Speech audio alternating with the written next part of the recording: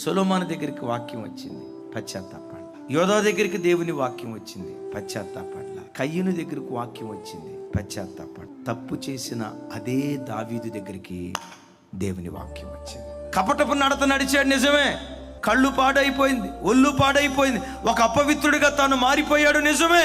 ఎప్పుడైతే నాతాను ప్రవక్త దేవుని వాక్యాన్ని మోసుకొని వచ్చాడో, ఆ వాక్యం వినటంతో అప్పటికప్పుడే కుప్పలాగా కూలిపోయి, నేను పాపం చేశానయ్యా, నేను అట్లా చేయాల్సింది కాదయ్యా, దేవుని హృదయానుసారుడని పిలువబడిన నేను ఈ అపవిత్రుడిని అవుతానని, నరహత్య చేస్తానని, 9 నెలల పాటు నటిస్తూ బ్రతుకుతానని అన్నడు నేను అనుకోలేదయ్యా.